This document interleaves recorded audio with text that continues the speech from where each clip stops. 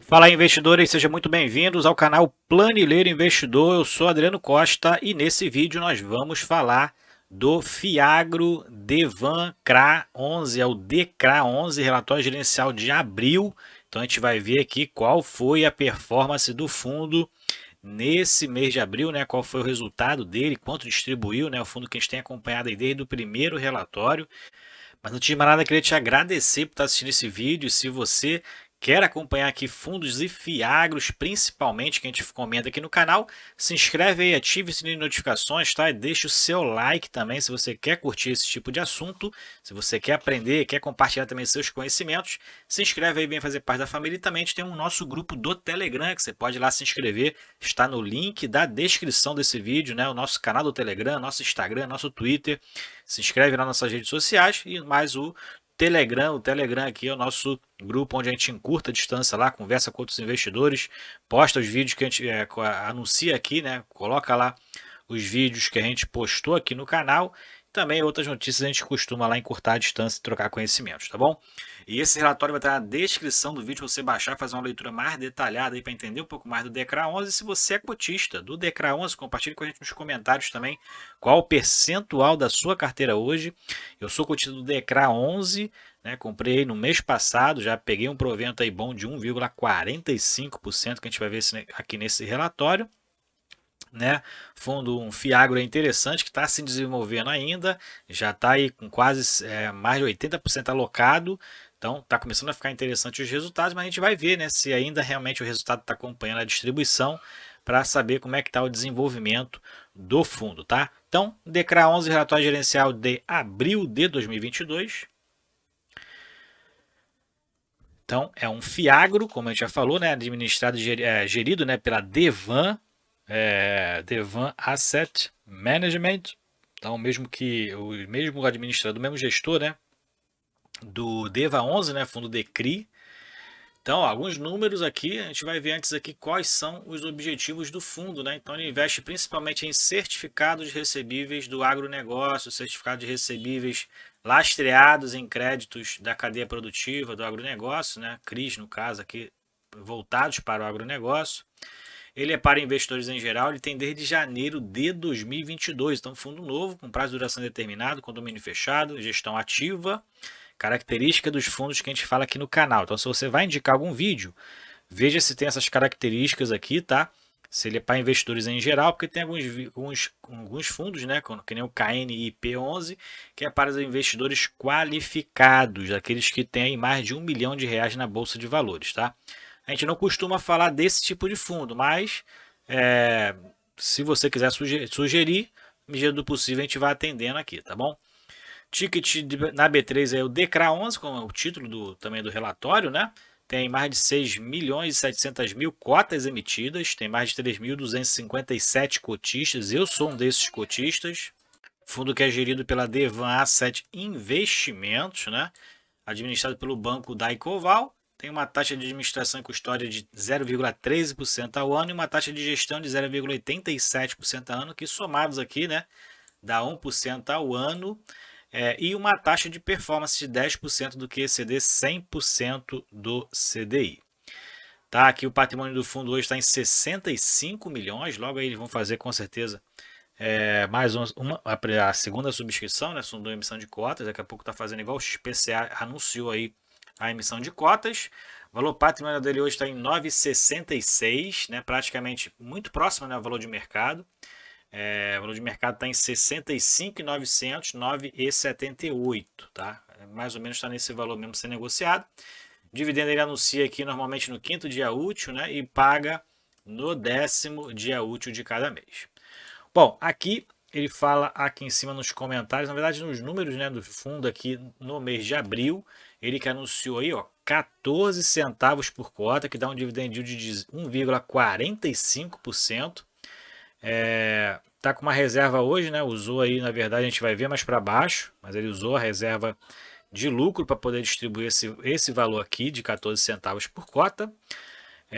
O percentual da carteira hoje está em 78%, né, do patrimônio do fundo, então aí aumentou, né, o percentual de alocação. 78% da carteira é o CDI mais 1,84% de spread e 22% da carteira está indexado ao IPCA mais 10,37%.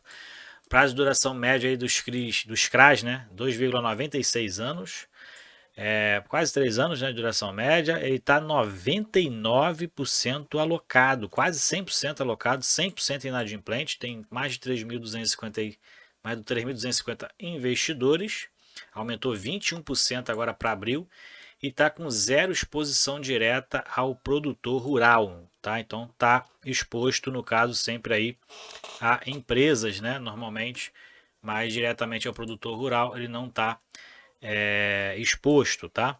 Referente ao mês de abril, o fundo fala que distribuiu então 943 mil reais de rendimentos, né? Aos detentores do CRA aí no quinto dia útil desse mês, né?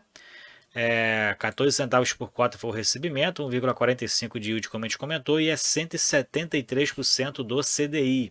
E é livre de imposto de renda, né? Isento de imposto de renda. Então, por isso mesmo, né, a maioria dos aplicações pelo CDI tem imposto de renda. Se tirar o imposto de renda desse percentual de CDI comparativo, dá 204% do CDI o que o DECRA distribuiu, tá? Ele tem hoje então uma reserva agora de um pouco mais de 1 centavo. É um fundo na base 10, né? Então é sempre nesse nível aí de centavos, próximo a 10, 14 centavos ali, esse nível de distribuição, porque é um fundo na base 10, tá? Base 10 reais. O fundo então encerrou 99% alocado, 99,7% alocado em ativos de crédito do agronegócio e apenas 0,3% rendendo 100% do CDI, que é o caixa do fundo. E ele está 100% adimplente, como a gente falou lá em cima, né? E o que a gente falou também da carteira, também está aqui, ó, o que a gente falou da carteira lá em cima, a exposição pelo CDI mais o spread, prêmio de risco, né? O IPCA mais o prêmio de risco também bem alto, né? Aqui, bem alto. Então, nesse momento, eles preferem, como estratégia, não se expor direto ao risco no produtor rural, tem alocado em grandes empresas já consolidadas e com alta previsibilidade de geração de caixa, tá? Então é a estratégia do fundo, não se expor diretamente e comprar, na verdade, aí, né, se expor aos CRAs ou aos CRIs do agronegócio através de grandes empresas aí que captam no mercado. Tá? Então é a estratégia do fundo hoje para os investimentos. Overview do mercado, ele fala aqui sobre o agronegócio brasileiro, né, que ainda é positivo numa forma, né, macroeconômica aí, numa forma geral, é positivo o agronegócio brasileiro para 2022. Né, o Brasil fechou aí com superávit, né, nos últimos 4 meses, ou seja, nesse primeiro quadrimestre, com superávit de quase 20 bilhões de dólares. E volume nunca atingido desde o início da série histórica, né? Apesar das dificuldades da guerra da Ucrânia, né? Que tem encarecido bastante as commodities de agro, né? Mas mesmo assim, a expectativa do Banco Central, né? A expectativa do Banco Central com relação a isso, a balança comercial poderá encerrar o ano com um superávit significativo, né? E também tem a questão do teto de gastos, né? Tem colaborado para esse superávit aí no Brasil, né? O PIB agro tende aí a colaborar, né? É menor do que nos anos anteriores, mas como está apresentando a evolução, ele diz aqui que pode contribuir, representar uma grande parte do PIB nacional de novo para 2022. A guerra da Ucrânia, ele fala que tem impactado, né? A escassez de commodities produzidas, porque esses dois países eram grandes exportadores aí, acho que principalmente de trigo, né? A Rússia, né? E aí essas commodities aí acabam que encareceram bastante pela escassez no mercado, né? Tem também a questão dos fertilizantes, que o Brasil exportava muitos fertilizantes da Rússia, né? Não sei como é que está a situação agora, mas tem também essa questão que tem encarecido as commodities, né, de mercado, o mercado futuro, né? Bom, nesse primeiro trimestre houve um aumento de 6,2% do total de trabalhadores vinculados ao agronegócio, então sinal que o setor está ainda em crescimento e se reaquecendo, né? DRE gerencial. Então a gente vê aqui que em abril, né, comparando aqui os 3 meses aí que o fundo já está gerando aí resultados, né? Receitas totais aqui segue crescendo, né? O fundo segue alocando. Tem alguns CRAs aí que acaba amadurecendo, né? Mas A maioria aí já eram CRAs que já efetuavam pagamentos, né? E o fundo então está recebendo aí, ó, em abril foi 667 mil reais em juros dos CRAs, correção monetária de 157, né? Aumentando também com relação ao mês anterior. Rendimento de caixa, né, reduziu porque o fundo alocou nos ativos-alvo, né? Então, o rendimento de caixa acaba diminuindo porque agora o fundo só está com uma pequena parcela ali de 0,3% do patrimônio alocado em instrumentos de caixa. Outras receitas aqui que a gente não identifica o que é, também aí reduziu, né? Mas são receitas não recorrentes, né? Despesas totais do fundo acaba também aumentando um pouco, né? Despesas operacionais acaba permanecendo aqui no mesmo patamar. O fundo não fez provisões, então também não entendi o porquê dessas despesas totais aqui está acima das despesas de março. Pode estar faltando alguma linha aqui na tabela, né? O estagiário esqueceu, porque também eu verifiquei que faltou a linha do resultado aqui, né? A gente não tem o resultado aqui das receitas menos a despesa, que aqui dá em torno, se for 91 mesmo o valor, dá em torno aqui de 760 mil reais de resultado, e o fundo acrescentou 153 mil reais e distribuiu 943, né? Então tá meio confuso esses dados aqui. Provavelmente pela reserva de lucros aqui utilizadas e a distribuição de 943 mil, o resultado foi aí em torno de 790 mil, né? Então, esse 91 provavelmente que está errado, tá?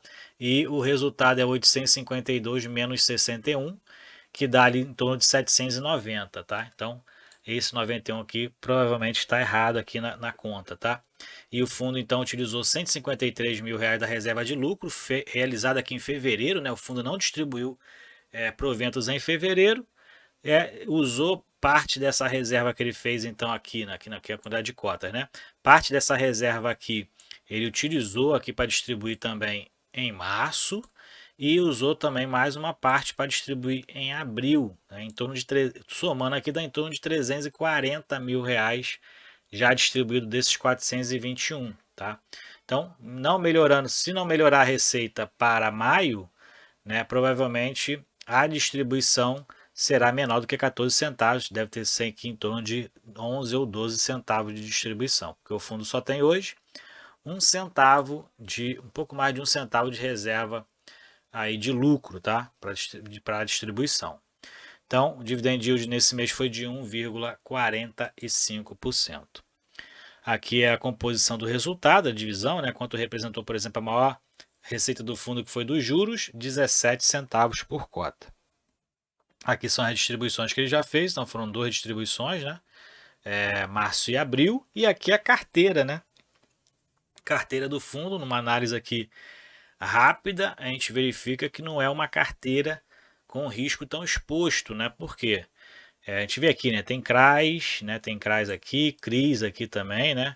Que são CRIs, na verdade, para dos investidos aí no agronegócio também. Aqui são empresas que a gente já conhece de alguns fundos, a Bela Agrícola, né? A FS Bio. Então, são empresas aí que no setor agronegócio são empresas conhecidas. E a gente verifica aqui, ó, na subordinação, que o fundo não tem assim uma exposição muito alta.